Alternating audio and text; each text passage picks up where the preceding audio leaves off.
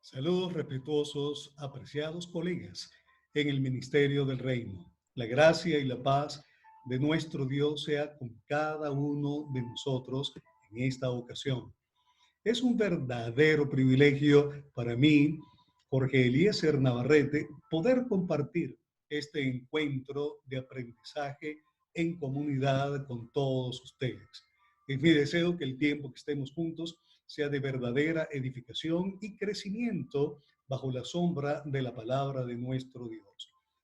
En esta oportunidad nos vamos a concentrar en el tema ¿por qué Venezuela se encuentra en la realidad situacional actual? Antes de meternos en el tema, me gustaría plantear algunas consideraciones que nos sirvan como marco de referencia en el desarrollo de nuestra temática en esta oportunidad. En primer lugar, permítame sugerirle que no haga ningún tipo de conclusiones antes de agotar todo el material que queremos desarrollar. En segundo lugar, en el desarrollo de nuestro encuentro, vamos a tocar aspectos muy puntuales de la realidad situacional de nuestro país desde una perspectiva descriptiva, por lo cual tendré sumo cuidado de no hacer juicio de valor al respecto. Por otro lado, el abordaje metodológico para el desarrollo de nuestra temática será la teología bíblica y seguiremos los principios hermenéuticos que aplicamos para el género literario narrativa, específicamente la profecía como subclase. Cuando hablamos de la teología bíblica, es porque echaremos mano de dos de los procedimientos fundamentales de esta disciplina teológica. En primer lugar, el sincronismo, el cual trata acerca del estudio de palabras, de dominios semánticos, de frases, de temas desde una perspectiva teológica, tomando en cuenta un periodo histórico específico y el rango literario bíblico que registra dicho periodo que hemos considerado. Para efectos de nuestra conferencia, nosotros nos vamos a concentrar en los años 700 antes de Cristo, cuando el profeta Isaías desarrolló su ministerio profético bajo el contexto de los reyes del reino del sur, Usías, Jotam, Acaz y Ezequías. Específicamente, durante el periodo del rey Acaz, reino del sur, quien reinó en Judá por 22 años, entre los años 729 y 722 antes de Cristo. Vamos a delimitar ese periodo histórico. Ahora bien, el corpus literario que registra este momento histórico lo encontramos en Isaías, el capítulo número 8 hasta el 10. Y un contexto histórico bíblico bien definido, el cual lo encontramos en Segunda de Reyes, capítulo 15 hasta el 17. Por otro lado, hay otro procedimiento fundamental de la teología bíblica que conocemos con el nombre del diacronismo.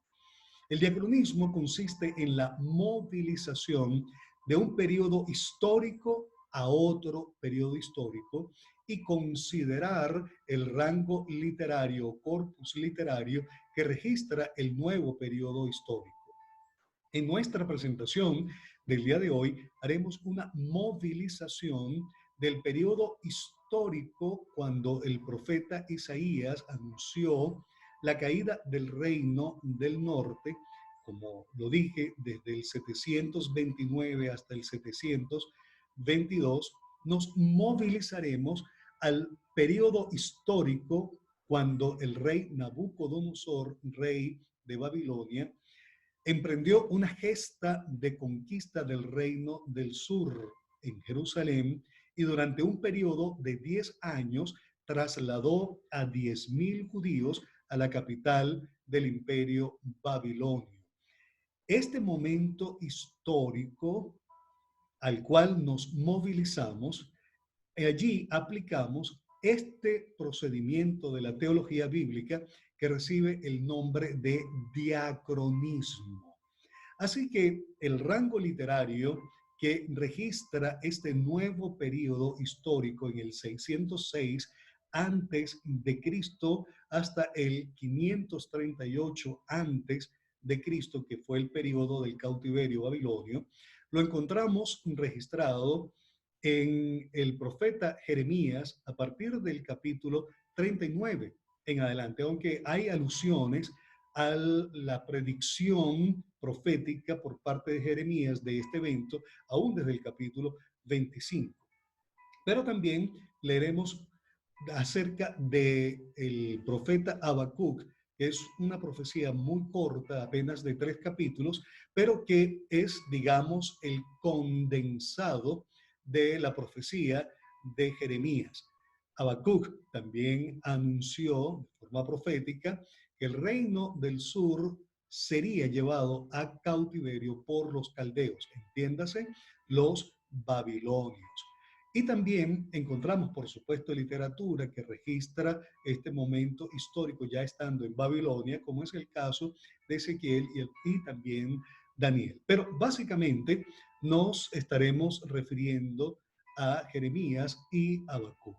Así que con estos dos procedimientos de la teología bíblica, el sincronismo y el diacronismo, vamos a meternos dentro de estos periodos históricos desde una perspectiva sincrónica y desde una perspectiva diacrónica, de tal manera que podamos comprender cómo actuó Dios en la historia.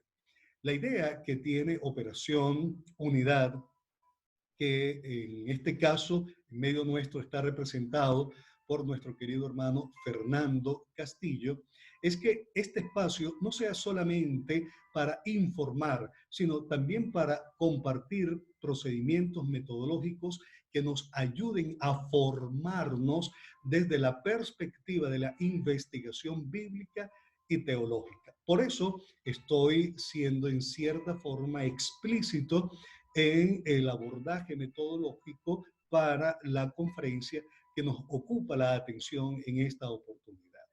Y por último, una final recomendación, consideración a modo de recomendación, y es que por favor no hagan ningún juicio de valor sobre este conferenciante. Sabemos que todos tenemos nuestras preferencias políticas, ideológicas, partidistas, y eso lo respetamos absolutamente sin ningún problema. Pero voy a tocar realidades situacionales de nuestro país que pudiesen herir la susceptibilidad de algunos de nosotros y simplemente no lo estoy haciendo con ese fin. Me voy a remitir a datos muy concretos que están disponibles en la web, que muchos de estos datos, aunque no vienen directamente del gobierno nacional, porque desde la perspectiva económica, el gobierno nacional no ha vuelto a publicar cifras oficiales, las fuentes son sumamente serias. Así que, habiendo hecho estas consideraciones, metámonos en nuestro tema del día de hoy. ¿Por qué Venezuela se encuentra en la realidad situacional actual? Para nadie es un secreto que Venezuela vive en este momento el peor momento de su historia republicana. Indistintamente de nuestras preferencias ideológicas, partidistas, políticas, a todos nos afecta la realidad situacional de nuestro país actualmente. Veamos algunos indicadores macroeconómicos que nos ayudan a entender, digamos, desde una perspectiva técnica, la realidad situacional. Porque desde una perspectiva práctica, todos la estamos viviendo y todos estoy seguro que la comprendemos. Pero para ser puntuales y datos que están disponibles en la web y usted lo puede buscar perfectamente. La inflación anualizada desde el 2013 al 2019, el primer sexenio de gobierno del presidente Nicolás Maduro, fue de 5 millones por ciento. La inflación más alta del mundo entero, queridos colegas, en el Ministerio del Rey. Por otro lado, en el mismo periodo, en el primer sexenio de Nicolás Maduro, ha habido una emisión de dinero inorgánico del 3.660%. Esto es increíble. El dinero inorgánico es aquel dinero que emite el Banco Central de Venezuela sin tener el respaldo de las reservas internacionales. El dinero inorgánico lo que hace es disparar más la inflación, como la que he mencionado anteriormente.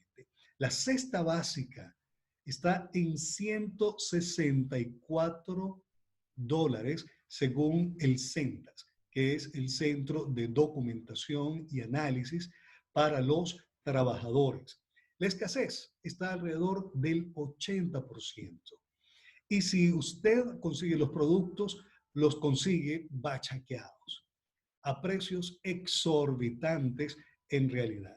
Las reservas internacionales, que es lo que respalda la economía para préstamos internacionales, está por debajo de 10.000 millones de dólares. Algo increíble. Es impresionante que la más alta cantidad han sido 38.000 millones de dólares. Y en el mismo periodo de actividad económica en la OPEP, Arabia Saudita ha acumulado 800.000 millones de dólares, para que ustedes tengan más o menos una medida de comparación. El Producto Interno Bruto, que es lo que indica la capacidad de producción de un país, está en menos 25%. El aparato productivo de nuestro país permite que el 96% de las divisas que ingresan al Banco Central viene del petróleo y solo un 4% de otros rubros que ya prácticamente no se está produciendo nada en el país. El país tiene una economía absolutamente paralizada y lo que alimentaba las reservas internacionales de la nación en el Banco Central, que era el precio del petróleo, ha caído de manera estrepitosa. Llegó a costar $9,09 en el mes de febrero. El viernes pasado cerró en $38,89 por barril la cesta petrolera OPEP. Esto es increíble porque definitivamente un país con la economía paralizada como la que nosotros tenemos, por supuesto, está en un caos como el que estamos viviendo en los presentes días. El dólar sube todos los días, pero vamos a ponerlo en un promedio de 200.000 bolívares por dólar. Se nos ha importado gasolina desde Irán, siendo nosotros el país con las mayores reservas de crudos pesados del mundo entero. Oiga bien, del mundo entero, y esto usted lo sabe.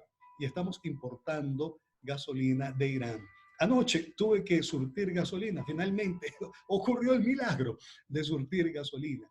Y tuve que pagar solo 30 litros a precio subsidiado, 5.000 bolívares el litro, y el resto tuve que pagarlo a precio internacional 0,5 dólar por litro. En total, pagué 842.627,95 céntimos por 37 litros de gasolina nada más. Así está nuestro país, mi querido hermano. Y esto nos afecta absolutamente todos.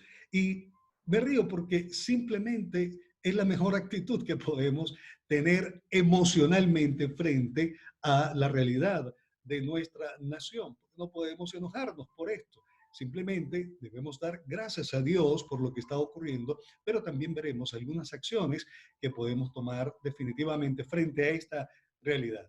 Aquí básicamente tenemos el precio de la cesta básica, $164, lo cual representa el 0,9% del salario mínimo de los venezolanos.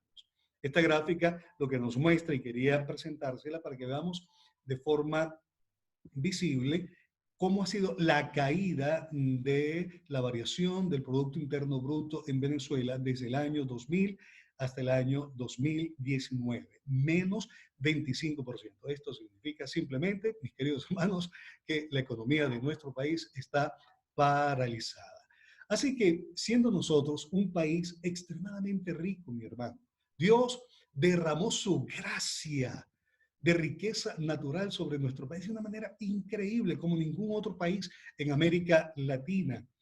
Tenemos recursos de toda naturaleza y principalmente tenemos la reserva internacional mayor de crudos pesados del mundo entero. Y frente a esta realidad, tenemos que preguntarnos qué ocurre en Venezuela, por qué Venezuela se encuentra en esta realidad situacional. No tiene lógica, simplemente. No tiene lógica, mis queridos hermanos. Siendo un país rico, que estemos viviendo la pobreza que estamos todos enfrentando. Ahora, fíjese usted, hay algunos objetivos que me gustaría plantearnos para alcanzar en nuestro encuentro. Una vez que hayamos finalizado el presente encuentro, los ministros constituidos por Jesucristo habremos sido persuadidos, en primer lugar, a comprender que el Dios de la historia tiene patrones de comportamiento que lo caracterizan. Por otro lado, habremos sido persuadidos a comprender quién se encuentra detrás de las penurias, calamidades de una nación como la nuestra, Venezuela. ¿Será el gobierno nacional? ¿Será la oposición? ¿Será la resistencia? ¿Será una combinación de estos tres factores políticos? Vamos a ver quién está detrás de todo esto. Por otro lado, habremos sido persuadidos a comprender que lo que mueve a Dios a disciplinar a una nación es el pecado de esta contra él. Por otro lado, habremos sido persuadidos a entender que Venezuela no escapa de este patrón de comportamiento de Dios en la historia. Asimismo, habremos sido persuadidos a asumir en nuestra condición como iglesia de Cristo las acciones pertinentes ante la realidad de nuestro país, Venezuela. Y por último, habremos sido persuadidos a poner en escena de la misión del reino los recursos con los que Dios nos ha dotado. Así que para desarrollar nuestra conferencia y alcanzar los objetivos, vamos a revisar el siguiente contenido programático. En primer lugar, revisaremos el caso del Reino del Norte de Israel. El propio Maher Salal Hashbaz, que Dios dictaminó sobre el Reino del Norte. Le Maher Salal Hashbaz significa el despojo se apresura, la calamidad se hace presente, la penuria nos alcanza. Y vamos a entender cuáles fueron las causas de la determinación de Le Maher Salal Hashbaz. Luego revisaremos el caso del Reino del Sur, Judá, con su propio Le Maher Salal Hashbaz. Y luego veremos la realidad de nuestro país, nuestro propio Le Maher Salal Hashbaz. Por otro lado, veremos de forma rápida las acciones a tomar por parte de la iglesia. Digo de forma rápida por razones de tiempo. Y por último, los recursos para llevar a cabo la misión del reino en el contexto de la realidad situacional que nosotros tenemos en nuestro país. Vamos a revisar entonces nuestro primer punto que tiene que ver con la realidad del reino del norte. En Isaías, el capítulo número 8 hasta el capítulo número 10, encontramos registrado la profecía que Isaías realizó frente al reino del norte y el reino del sur en el año 729 antes de Jesucristo. Para ese momento histórico era rey en Israel Peca y rey en Judá Acaz.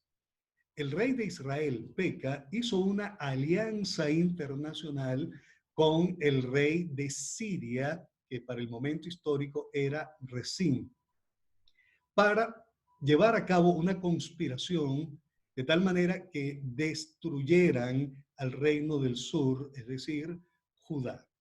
Cuando Acaz tuvo conocimiento de los planes de Peca en asociación estratégica con Resín, el rey de Siria, elevó una solicitud al norte, al reino del norte, en este caso era Asiria, para que Asiria los defendiera de la conspiración del ataque que Peca, en asociación estratégica con Resín, rey de Siria, iban a perpetrar contra el reino del norte. En este escenario político internacional, el profeta Isaías recibe palabra de Dios y entonces lo vemos allí en el capítulo 8 de su profecía. No tenemos tiempo de leerlo porque es una porción literaria extensa desde el capítulo 8 hasta el 11, así que haremos un resumen en el desarrollo de nuestra conferencia. Dios le dice a Isaías, Isaías, nos toca hacer alguna especie de manifestación pública, al estilo de las manifestaciones nuestras acá en Venezuela. Y le dice, toma una tabla grande y con caracteres grandes y muy legibles, escribe acerca de Lemaher Salal Hashbaz. ¡Wow! ¡Qué palabra tan extensa! Y lo que significa no es nada bueno. Significa el despojo se apresura. La calamidad se hace presente. La penuria nos alcanza. Dios mismo estaba diciéndole a Isaías, proclama en Jerusalén Lemaher Salal Hashbaz. Y el profeta Isaías, de forma obediente, hizo lo que Dios le indicó y salió por todo Jerusalén. Lemaher Salal Hashbaz, Lemaher Salal Hashbaz. Estaba profetizando la destrucción del reino del norte y el reino del sur. En lo que respecta al reino del norte, el brazo ejecutor de la justicia de Dios, oiga bien, de la justicia de Dios, fue el reino del norte, Asiria, que para el momento histórico era dirigido por Tiglat-Pileser III.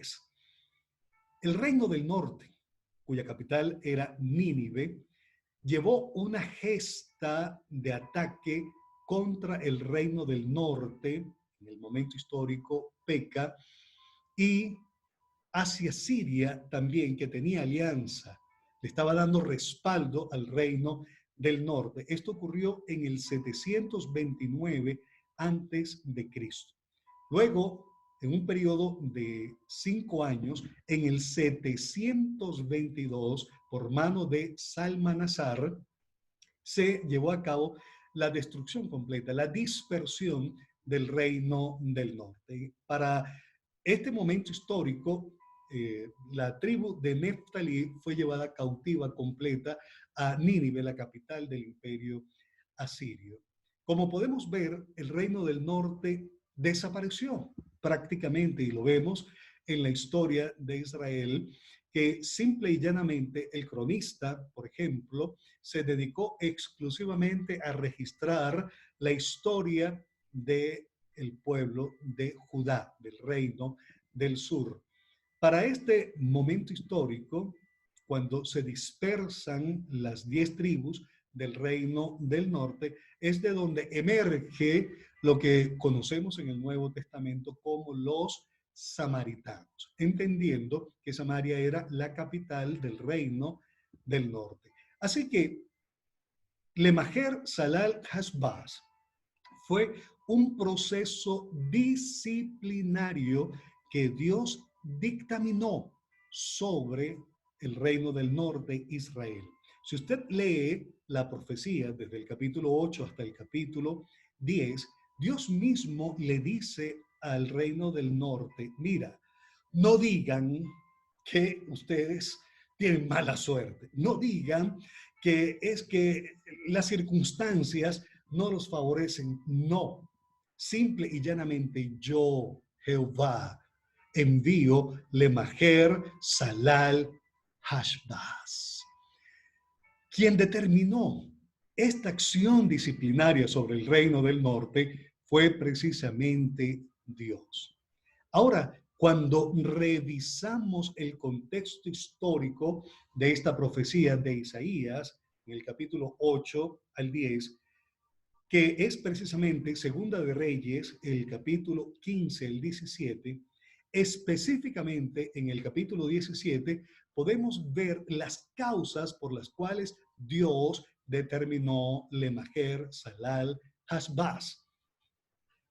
La penuria se hace presente, el despojo se apresura. Y usted tiene que leer estos 3 capítulos para poder tener la panorámica literaria completa. No lo hacemos nuevamente por razones de tiempo. Pero, ¿qué nos dice el capítulo 17 de Segunda de Reyes? Específicamente, que Dios llevó a disciplina al reino del norte con esta acción de Lemajer, Salal, Hashbaz, por causa de la idolatría y por causa de la hechicería, de todo el movimiento de ocultismo en el que Israel, siendo el pueblo que Dios creó para sí, había caído, se había sumergido tanto en idolatría como en hechicería. Ya venían con una historia de pecado, de idolatría desde Egipto, donde se gestó la nación de Israel en un periodo de unos 430 años. Pero continuaron, y no solamente continuaron, se mezclaron con elementos esotéricos, de ocultismo. Comenzaron a adorar a Moloch, por ejemplo, a Baal. Y en el caso de Moloch, hacía que los hijos de los israelitas lo pasaran por fuego. Horrible, realmente, este escenario. Por causa de estos pecados, de la idolatría y de la hechicería, Dios determinó Lemajer, Salal, Hashbaz sobre el reino del norte.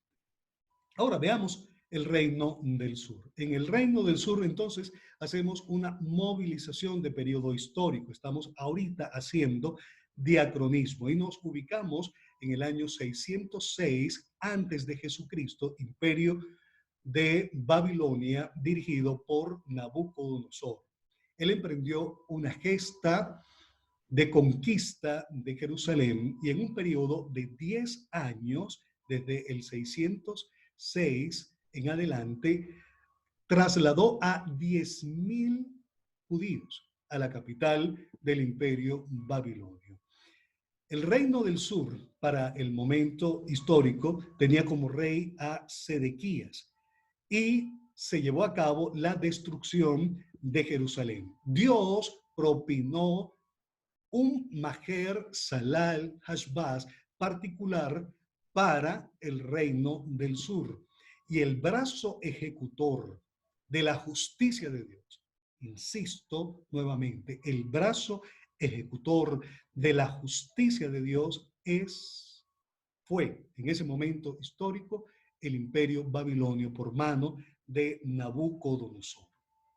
Ellos vivieron su propio Lemajer, Salal, Hashbaz. Y todos conocemos la historia del cautiverio babilonio durante 70 años. En el 538 antes de Cristo finaliza este periodo de cautiverio y lo encontramos registrado en el profeta Daniel en el capítulo número 9, cuando él revisa el texto de Jeremías, capítulo 25, el verso 11, se da cuenta que ya habían terminado los años de cautividad que Dios había sentenciado desde la perspectiva de Lemajer, Salal, Hashbaz sobre el reino del sur e hizo una oración de confesión por los pecados de Judá. Ahora, Cuando revisamos el contexto histórico de este momento, que también está registrado en Segunda de Reyes, capítulo 15 al 17, en el mismo capítulo 17 encontramos el registro de las causas por las cuales Dios llevó a el reino del sur a disciplina, a Lemajer, Salal, Hasbaz. Y esas causas fueron exactamente las mismas que las del reino del norte, por causa de la idolatría y por causa de la hechicería. El reino del sur, que siguió la línea de David específicamente, porque recuerden ustedes en el 930, cuando se divide el reino de Israel, 10 tribus quedan al norte, 2 tribus quedan al sur. Quien estuvo en el sur fue Roboam, el hijo de Salomón, y de allí en adelante siguió una dinastía que en teoría siguieron los pasos de David, pero lamentablemente no todos los reyes fueron reyes ceñidos a la Torá, a la ley, obedeciendo a Dios. Por esta causa, el reino del sur cayó en tal deterioro de su espiritualidad que se profundizaron en idolatría, se profundizaron en la hechicería, y Dios determinó también Lemajer, Salal, Hasbaz para ellos, siendo Nabucodonosor y el imperio babilonio el brazo ejecutor de la justicia de Dios. Podemos ver un resumen de todo lo que hemos dicho en la siguiente lámina, que representa el caso del reino del norte y el caso del reino del sur. En el 729 a.C., Tiglat-Pileser III sitia a Peca y lleva cautivo a la tribu de Neftalí a Nínive, la capital del imperio. 722, el mismo imperio asirio, pero en este caso dirigido por Salmanasar, sitia al rey Oseas, en este caso, y desaparece por completo el reino del norte. Hacemos diacronismo y nos vamos al reino del sur. En el 606 a.C., Nabucodonosor sitia a Jerusalén y deporta a Babilonia a ciertos judíos, fueron 10,000 exactamente, y comienza el cautiverio, el cual finaliza 536-538 antes de Jesucristo. Esto es el resumen histórico de ambos reinos, reino del norte, reino del sur. Hemos hecho sincronismo y diacronismo para poder hacer una revisión desde la perspectiva de la teología bíblica. Ahora bien, ¿qué nos enseña este enfoque de la teología bíblica siguiendo el sincronismo y el diacronismo, tanto para el reino del norte como para el reino del sur? La enseñanza es una y clara enseñanza. La historia de Israel y de Judá nos enseña que Dios disciplina con mano dura a la nación que peca contra él. Esto es un patrón de comportamiento de parte de nuestro Dios, apreciado colega, en el ministerio del reino. Hay pecados que los seres humanos cometemos contra los seres humanos, pero también, por supuesto, ofenden a Dios. Pero hay pecados exclusivos que el género humano comete contra Dios. Y son dos únicamente, que son directamente contra Dios: la idolatría y la hechicería.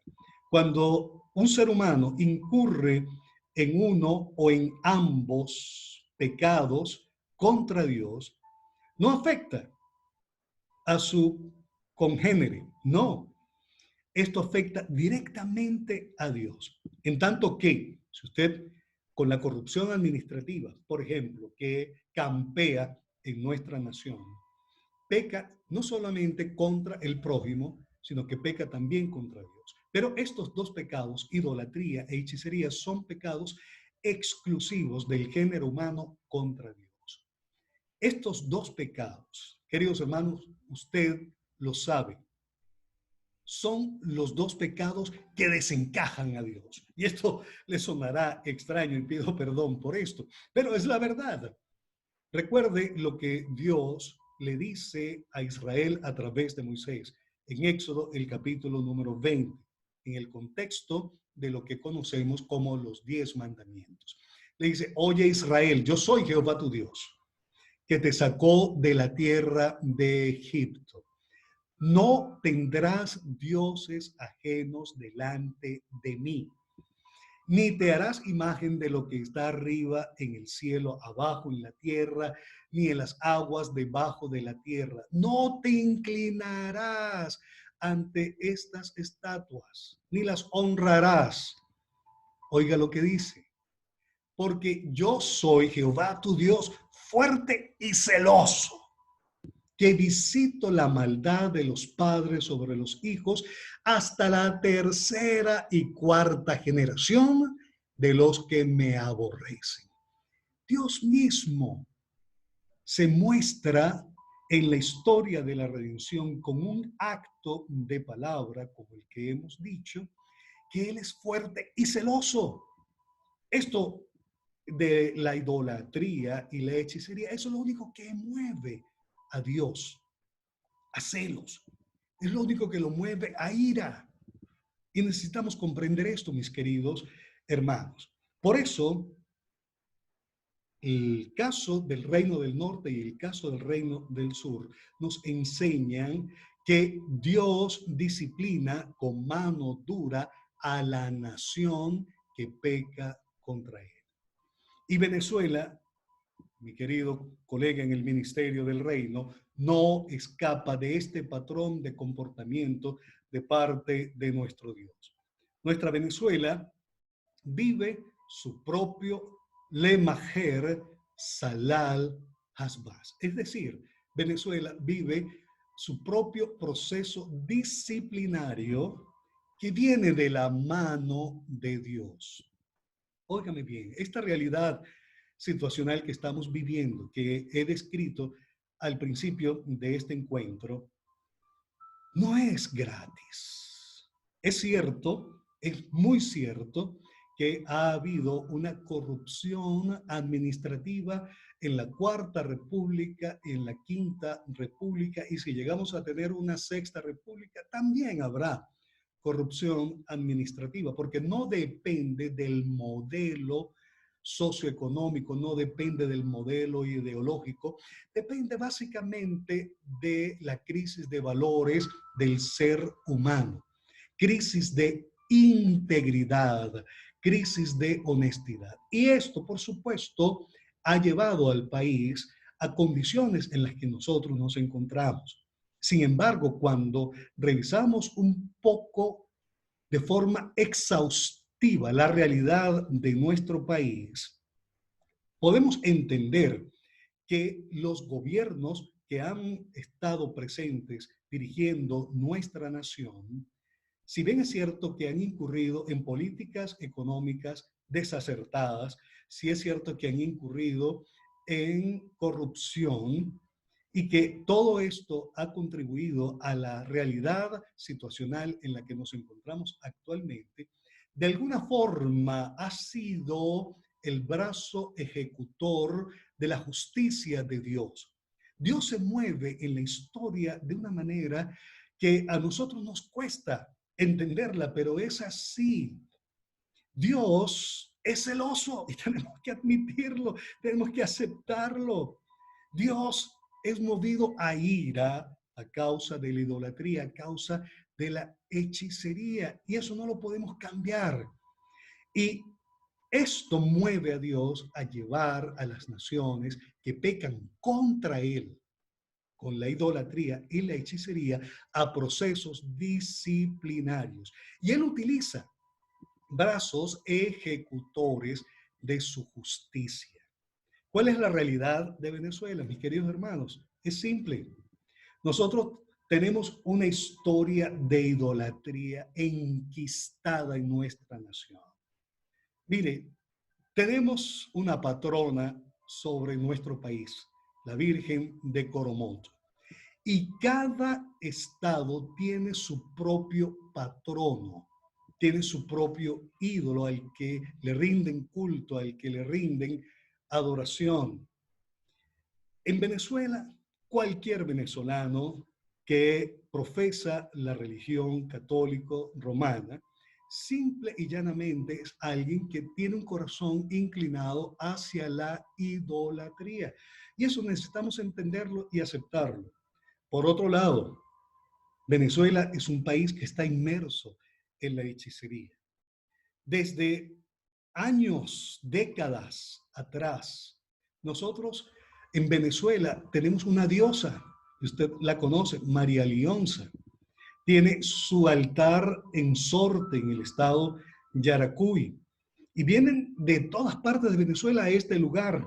Vienen de todas partes de América Latina a este lugar a hacerse trabajos con las distintas órdenes sacerdotales que ejercen su ministerio, porque así lo llaman, su ministerio dentro del contexto del esoterismo en Venezuela. Ahora bien, para nadie es un secreto que con este proceso revolucionario que inició el comandante Hugo Rafael Chávez Frías, no solamente se importó un modelo ideológico de gobierno, sino que también se importó una religión desde Cuba, la religión yoruba. De vez en cuando usted veía a alguien vestidito de blanco por allí, con alguna pulsera verde amarela y algunos collares. Se veía eventualmente. Hoy día es lo más común. Hoy día usted ve a niños completamente vestidos de blanco, a quienes les han hecho lo que llaman un santo. Y esto es extremadamente triste, mis queridos hermanos. Frente a esta realidad, Dios no se queda inerte, no se queda mudo. Dios actúa.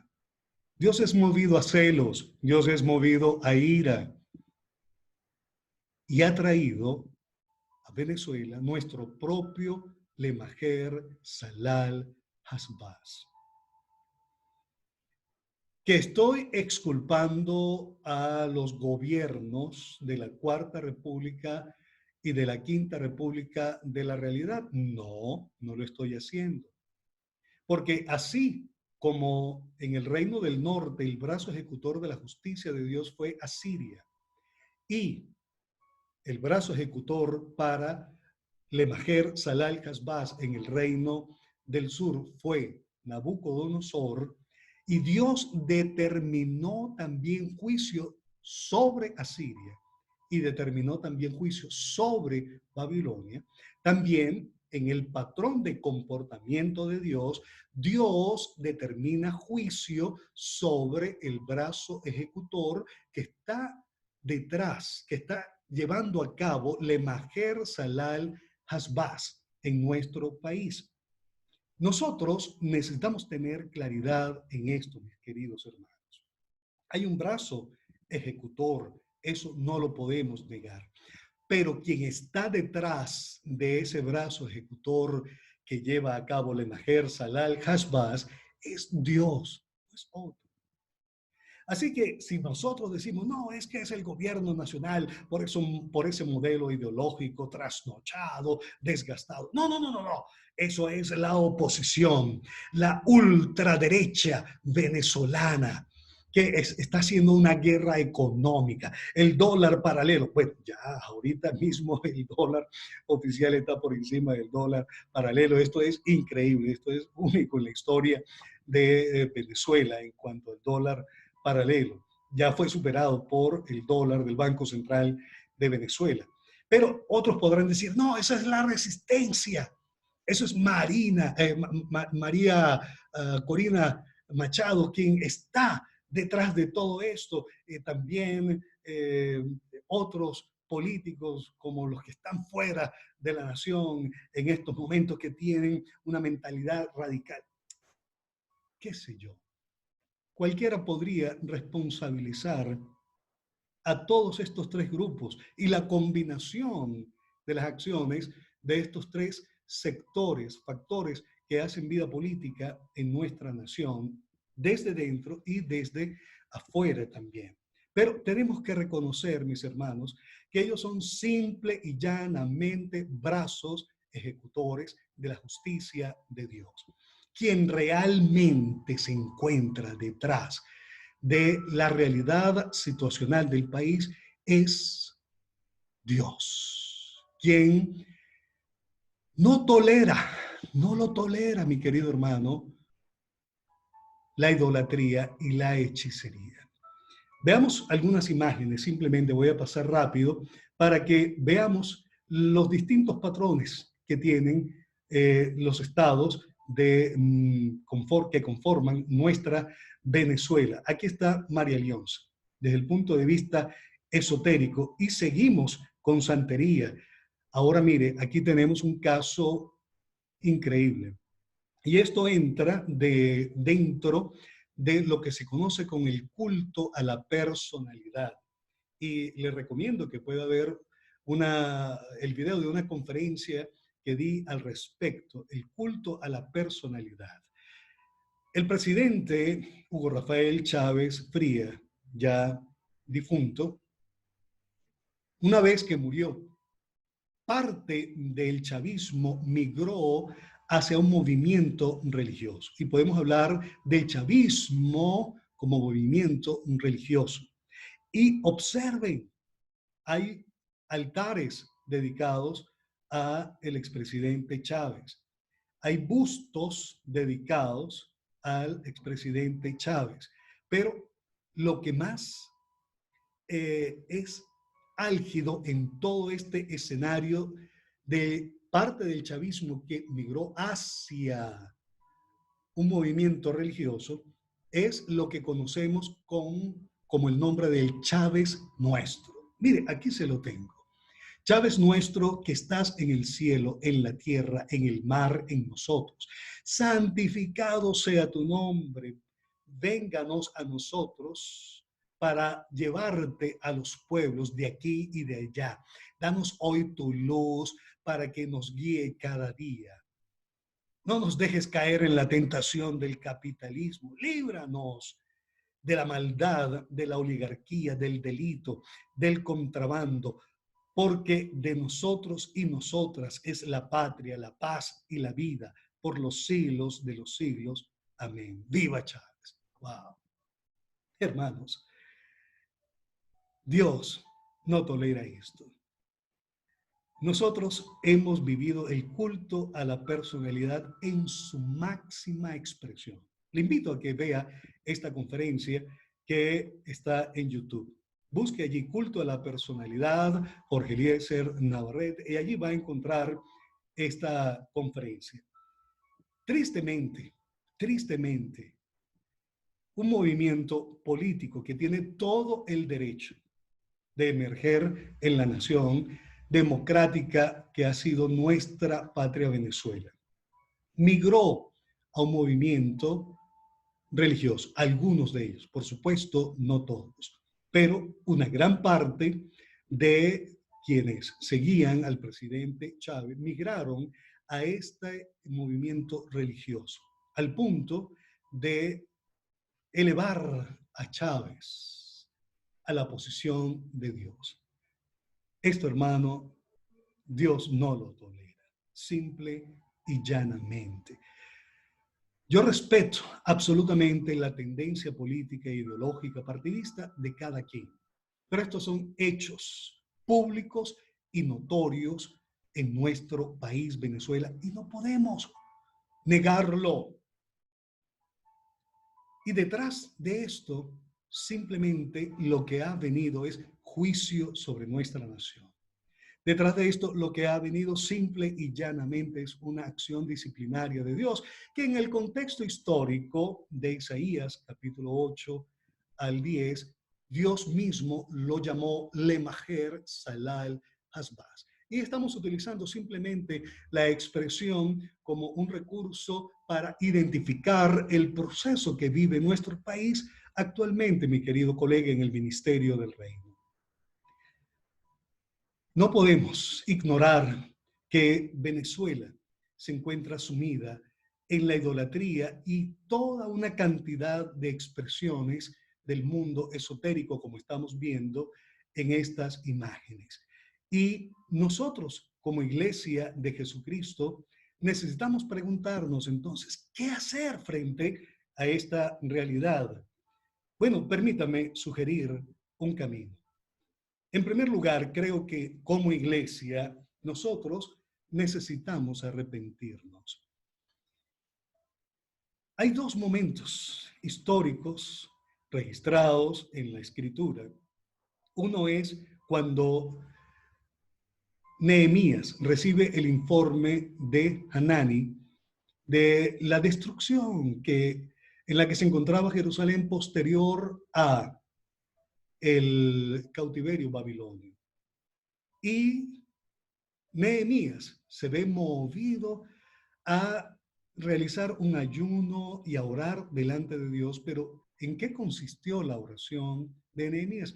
En una oración de arrepentimiento, en una oración en la que le pedía perdón a Dios por los pecados de su pueblo, en una oración que le recordaba a Dios su palabra.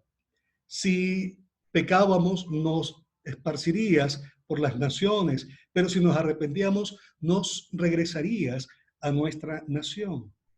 Una oración de confesión de pecados en las que Él se incluyó.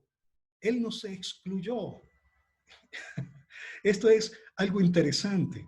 Lo mismo hizo Daniel, justo finalizado el periodo del cautiverio babilonio.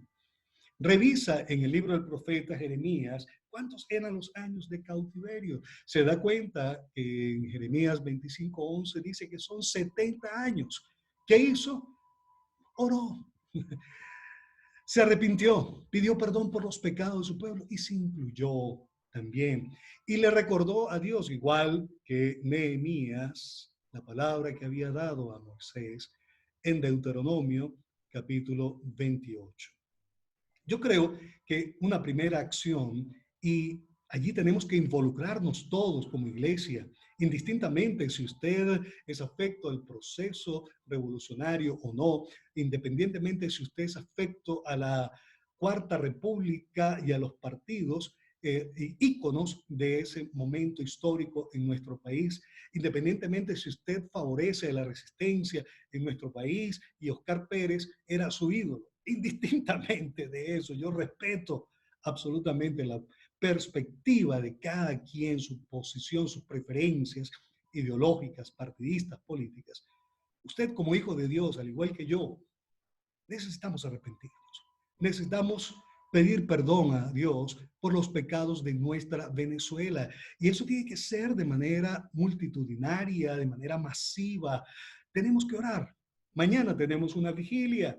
Es una ocasión propicia para confesar los pecados de nuestra nación Venezuela, pero también confesar los pecados nuestros como iglesia. ¿Por qué los pecados nuestros como iglesia? Hermanos, lamentablemente, así como el país está dividido por sus preferencias partidistas, ideológicas, la iglesia también lo ha estado.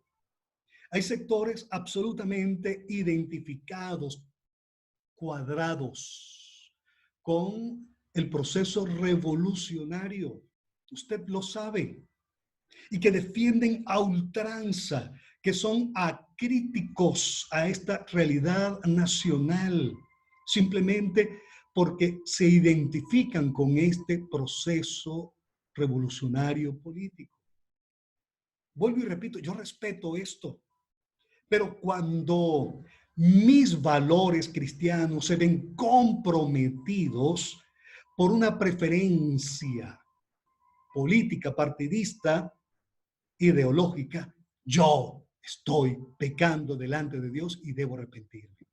Hay otro sector de la iglesia evangélica venezolana que está identificada a ultranza con una mentalidad acrítica también con la oposición, con la mesa de la unidad democrática.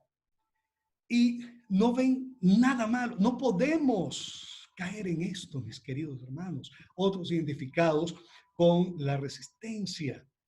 Mis queridos hermanos, cuando nuestros valores como cristianos se ven comprometidos a causa de nuestras preferencias ideológicas y partidistas, y no somos capaces de entender que nosotros somos un signo de interrogación hecho carne en nuestra nación Venezuela para cuestionar los antivalores de la sociedad venezolana, vengan del oficialismo, vengan de la oposición, vengan de la resistencia, vengan de donde vengan.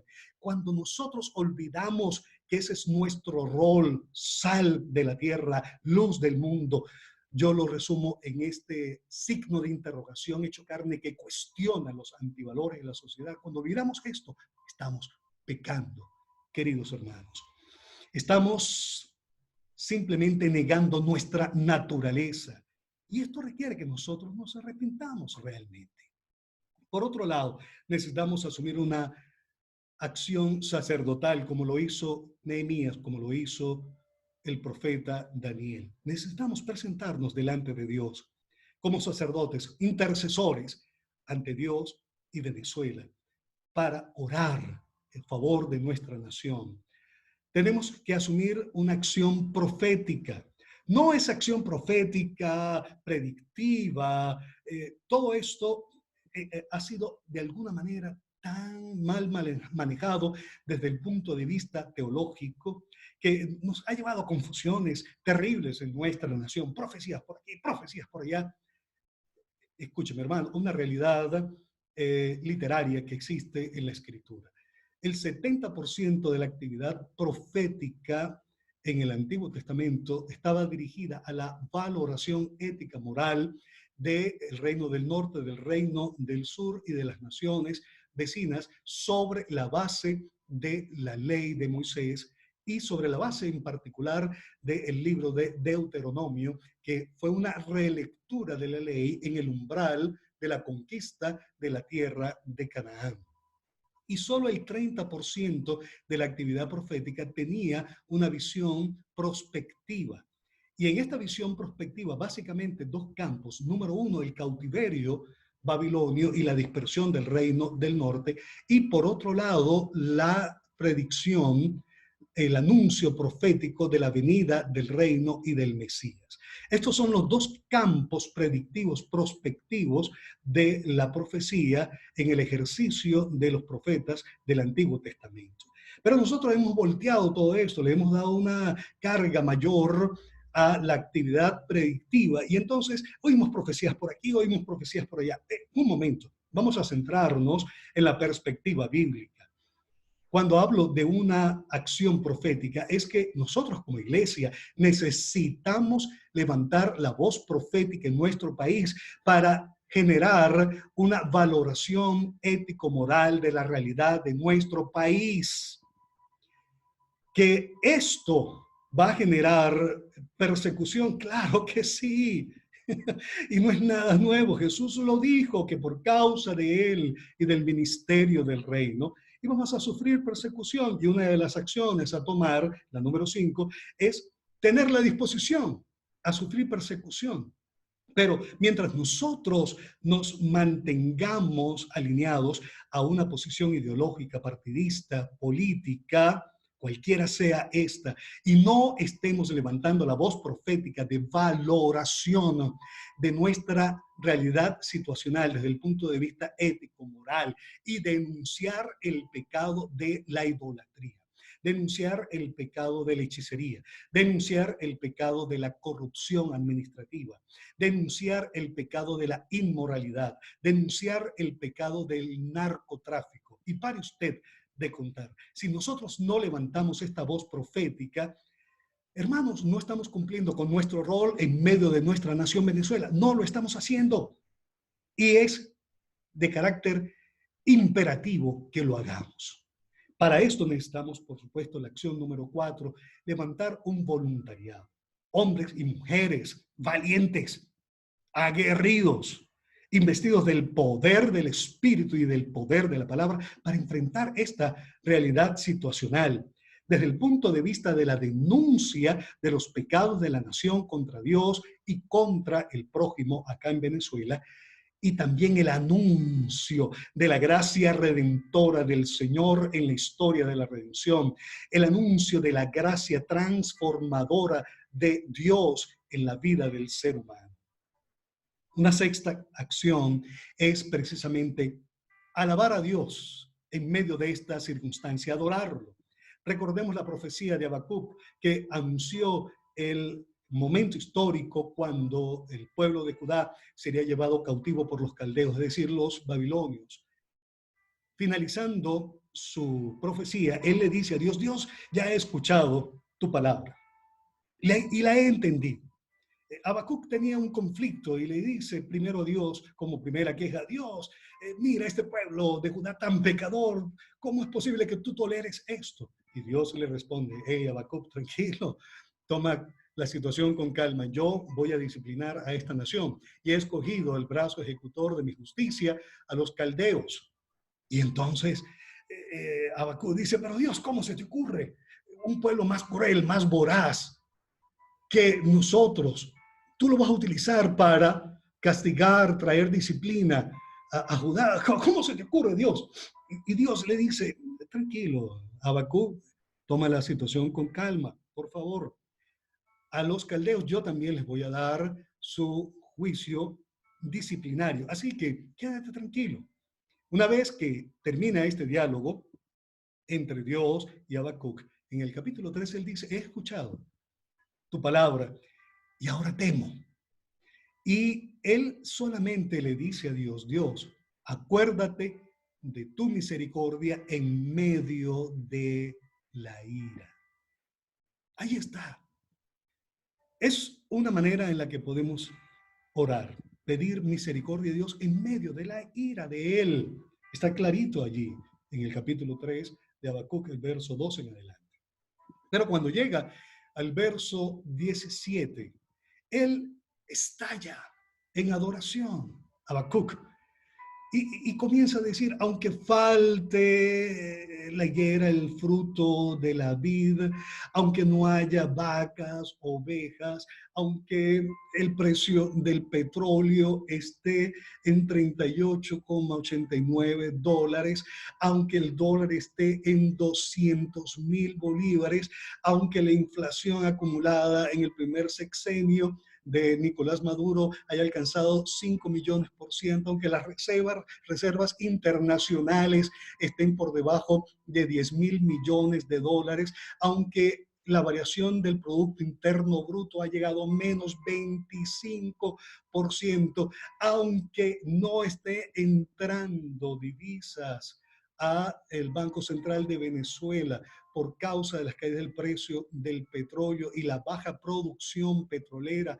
actualmente, aunque no haya gasolina y la tengamos que importar, con todo yo me alegraré en Jehová, en el Dios de mi salvación.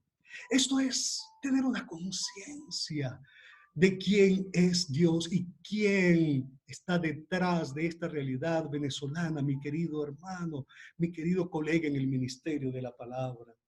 Habacuc reconoció que el proceso disciplinario para Judá venía de la mano de Dios y dijo, he entendido tu palabra y temo, ahora temo. Nosotros necesitamos asumir esta acción de parte de Habacuc. Necesitamos entender que quien está detrás de esta realidad situacional es Dios, mi querido colega, en el ministerio de la palabra. Pero en medio de esto, debemos decirle, Dios, acuérdate de tu misericordia en medio de la ira. Y adorar a Dios, como lo hizo Habacuc. Son acciones que necesariamente debemos tomar.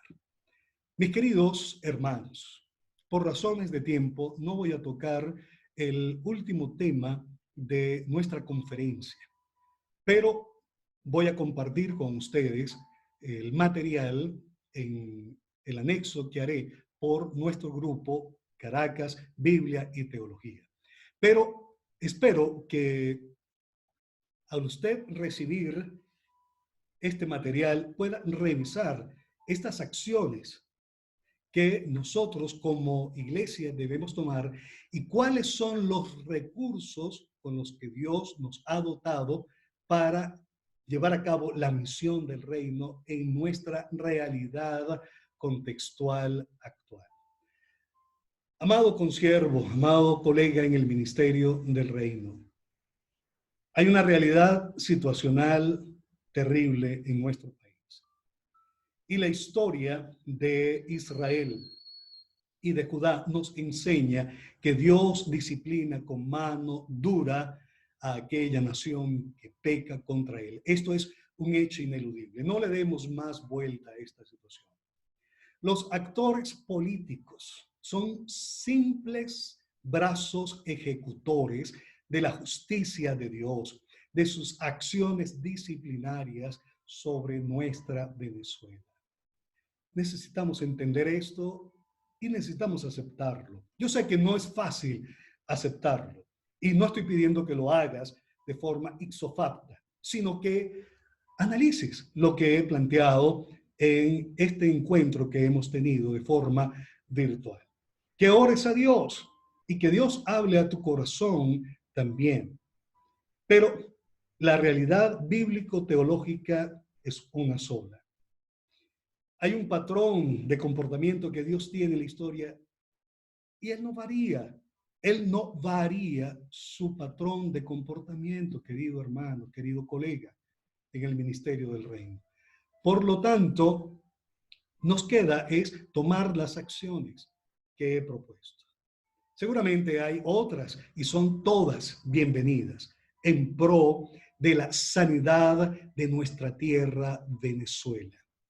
Pero mis queridos hermanos, Venezuela tiene que ir a los pies de Cristo y como nación, desde las más altas esferas gubernamentales hasta el venezolano más simple, sencillo, debemos arrepentirnos de los pecados de nuestro país, de la idolatría, de la hechicería. Dos pecados que mueven a ira a Dios.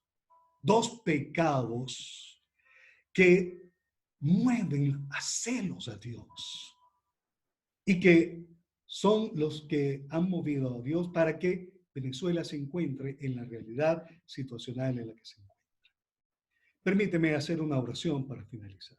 Nuestro buen Dios y Padre Celestial, yo ruego que esta palabra que hemos compartido en la ocasión presente sea de reflexión para nosotros como ministros constituidos por ti. Te ruego, Dios, que abras nuestro entendimiento. De tal manera, Dios, que podamos entender estas verdades que son claras en las Escrituras, pero no son fáciles de asimilar. Yo lo entiendo, Dios, pero están allí en tu palabra y no podemos tapar el sol con un dedo. Dios amado, permite que podamos tomar la conciencia necesaria y como nación podamos ir al arrepentimiento guiados por tu iglesia. El signo de interrogación hecho carne que tú has puesto en este país para cuestionar los antivalores de la sociedad venezolana, indistintamente donde se encuentren enquistados esos antivalores. Señor amado, en tus manos queremos ubicarnos, de tal manera que tú nos utilices como instrumentos bajo el poder de tu espíritu, la supereminente grandeza del poder de tu fuerza actuando en nosotros. A ti sea, Dios, toda la gloria, porque somos tus embajadores acá en Venezuela, como si tú rogases por medio de nosotros. Reconcíliese hoy Venezuela con Dios. Padre, ayúdanos a hacer esos instrumentos en tus manos para gloria y honra de tu nombre. Permítame finalizar con la doxología que el apóstol Pablo escribe en la carta a los Efesios, capítulo 3, versos 20 y 21. Y aquel que es poderoso para hacer las cosas mucho más abundantemente de lo que pedimos y entendemos. A Él sea la gloria en la iglesia, en Cristo, por las edades, por los siglos de los siglos. Gracia y paz sea con todos ustedes.